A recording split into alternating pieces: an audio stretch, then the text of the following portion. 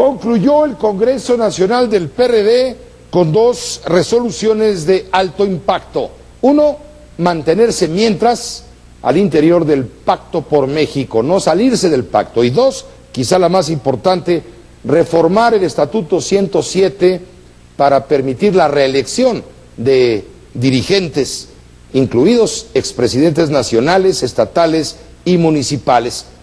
Con uno, Adrián Capula informa. Está corriendo el tiempo de la exposición. Con ideologías y visiones distantes, concluyeron en Huastepec, Morelos, las batallas perredistas. Los líderes de las corrientes del Sol Azteca, encabezadas por Nueva Izquierda, lograron imponer en el 14º Congreso Nacional del PRD la línea que seguirá el partido en el futuro inmediato. Yo creo que le da muchos instrumentos al PRD para avanzar en un proceso de su necesaria renovación. Entre los resolutivos más importantes, se aprobó la reelección de los expresidentes nacionales, estatales y municipales. Sin embargo, solo podrá darse dejando pasar un periodo de 3 años. Me parece correcto porque abre la posibilidad de que Cuauhtémoc Cárdenas, si él decide, sea presidente. También se aprobó que el PRD se mantendrá en el Pacto por México, pero para algunos solo se trata de una simulación. Me parece que es un resolutivo que cae en la simulación, porque se plantea la defensa del petróleo y al mismo tiempo se acuerda el mantenerse en el pacto. El resolutivo establece que si el PRI y el PAN aprueban la reforma energética, el Consejo Político Perredista analizaría abandonar el pacto. Pues claro que no será en automático nada.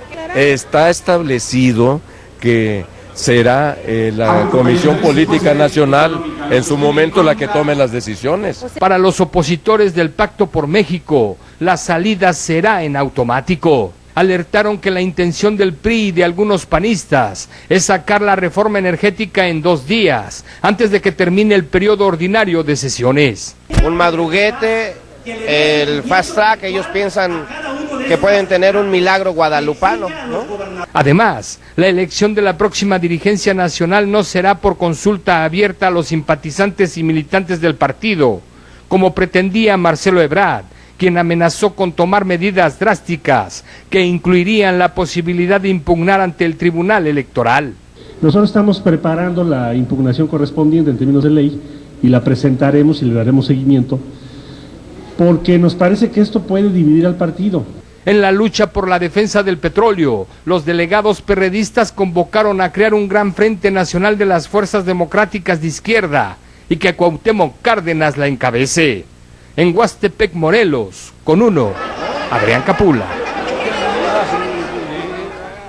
Cambios hubo en este 14º Congreso Nacional del PRD, sin duda. Lo más relevante, los perredistas votan mayoritariamente por permanecer en el Pacto por México, al menos de aquí a que se vote la reforma energética, ya lo verá.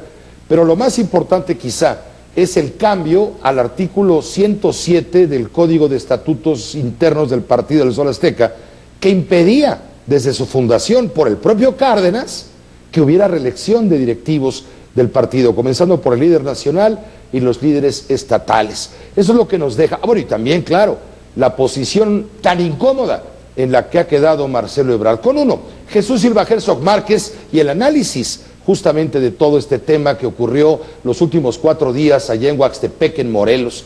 Por cierto, plaza perredista, que no es coincidencia. Jesús, ¿cómo te va? Muy buenas noches. Gracias por estar con uno, como Hola, siempre, Pepe. en tu espacio. Pepe, qué gusto. ¿Cómo percibes todo lo que ha pasado en el PRD, en este Congreso que fue arrollado materialmente con una mayoría indiscutible por los zambranos, chuchistas, neocardenistas, no sé cómo llamarlos? Yo creo que sí, yo creo que ese es el dato crucial del evento de este fin de semana, en donde el PRD se sigue mostrando como un partido en donde el control de la estructura, el control de la burocracia del partido lo tienen los actuales dirigentes, los chuchos. Los que tienen la lana, además. En donde tienen la lana y tienen el aparato burocrático y son quienes han estado promoviendo esta línea de conversaciones, de negociaciones con el gobierno federal y que siguen defendiendo el que con esta estrategia negociadora la izquierda está avanzando, está mejorando su posición ante el electorado. Pero sí se prevé que se van a oponer a la reforma energética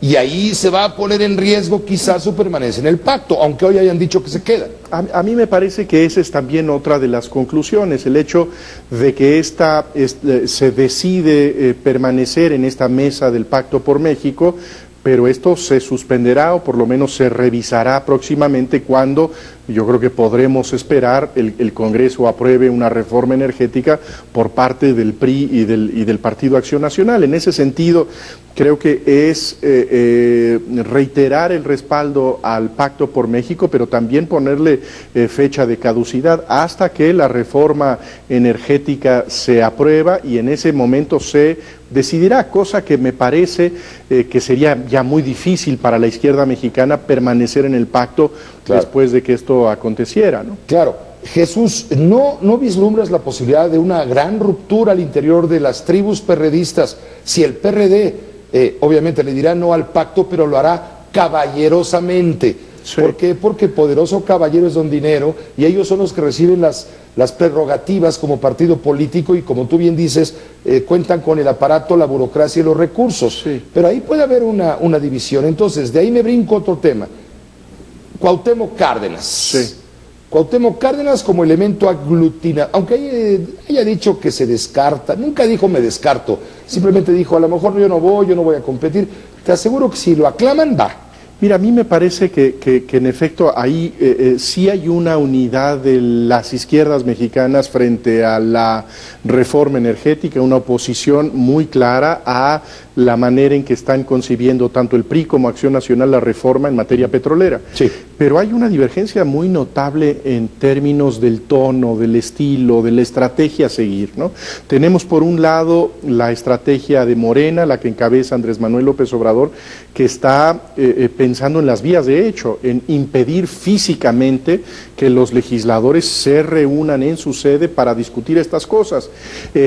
Creo que dentro del Partido de la Revolución Democrática se va a sentir ese imán de los sectores todavía cercanos a López Obrador, cercanos con esta propensión a la política más radical, este imán para tomar esas vías de hecho para impedir que se reforme la Constitución en ese sentido.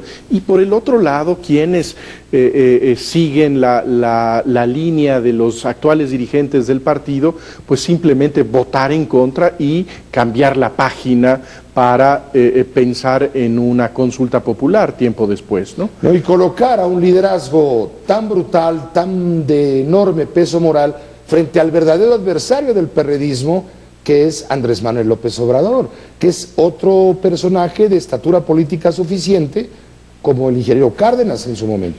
Yo creo que ese es otro dato que a mí me deja preocupado e incómodo con lo que se vio en el Partido de la Revolución Democrática, un partido ya central en la política mexicana, un partido con una presencia importantísima en el Congreso, con experiencia de gobierno ya durante mucho tiempo en lugares tan importantes como la capital de la República, y que no ha sido capaz de construir liderazgos sólidos, liderazgos alternativos.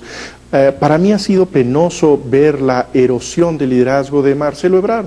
Que es el gran perdedor en este caso, ¿no? Yo creo que sí, un perdedor que prácticamente no incide en las discusiones y que lo único que hace al final de las sesiones es decir que se quejará ante los tribunales por haber sido arrollado, es decir, por no haber tenido la capacidad de construir una base política de apoyo. Y eso a mí me parece penoso, el hecho de que el fundador del Partido de la Revolución Democrática aparezca ahora como el único posible salvador de este partido.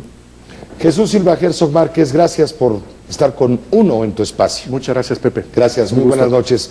Queda mucho pendiente, mucha tela de dónde cortar en este tema del Congreso perredista y lo que viene ya, a la de ya. Pero bueno, para eso estamos aquí, para informarle. También debo decirle que en el Partido Acción Nacional nuevamente hay una disputa entre maderistas y corderistas. Se abre todavía más la brecha entre unos y otros.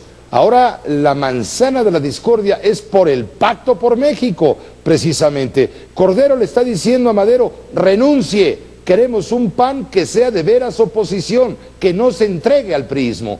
Con uno, Carlos Organista informa. A través de su propio espejo, los líderes del PAN hacen visibles sus diferencias sobre la vida y la muerte del Pacto por México. Mira, el Pacto por México ya está más para allá que para acá. Entre amigos y rivales, los panistas se niegan a terminar con sus diferencias de cara a la elección del próximo presidente nacional. Lo más importante es que el presidente del partido renuncie lo más rápido posible, que no siga teniendo ventaja de ser el presidente del Partido Acción Nacional. Colocado entre la vida y la muerte, el Pacto por México encendió nuevamente los ánimos. Eso todavía debe seguir siendo vigente durante buen tiempo.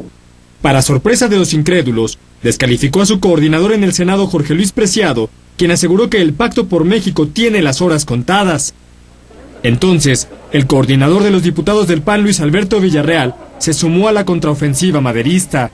Me parece que mientras no concluyamos la discusión o la aprobación de los 95 puntos, pues tampoco tendríamos por qué matar al Pacto por México. En el fondo de la disputa, reconocen los panistas, está la batalla por la presidencia de Acción Nacional.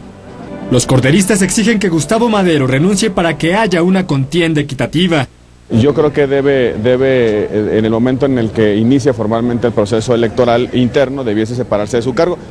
Exigen piso parejo para todos los contendientes, pero tal parece que Madero ni los ve ni los escucha. Exhorto, yo no le hago a nadie exhorto, la verdad, cada quien que asuma sus posiciones, creo que cada quien somos responsables por nuestros hechos. Sin asomo de culpa, reiteró que en su momento hará pública su renuncia y advirtió que todavía no ha llegado la hora de hacerlo. Con uno, Carlos Organista.